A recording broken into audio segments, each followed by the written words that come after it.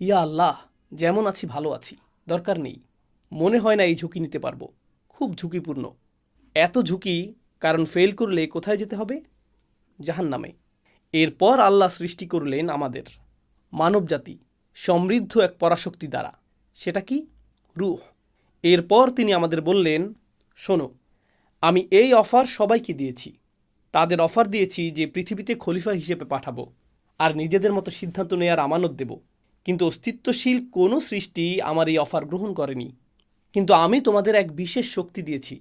সেটা হলো, তোমাদের শুধু ভারসাম্যই নেই, ভারসাম্য মনে আছে, মানে তোমাদের ভালো মন্দের বোধ আছে এই ভারসাম্যের কারণে। একই সাথে আমি তোমাদের এমন কিছু দিয়েছি যা আমার সাথে তোমাদের সর্বক্ষণ সংযুক্ত রাখবে। তোমাদের ভেতরে এমন নূর যা আমার সাথে সংযুক্ত থাকবে। সেটা কি? রূহ। আর এ কারণেই তোমরা এই পরীক্ষায় পাশ করতে আমার অন্য যে কোনো সৃষ্টি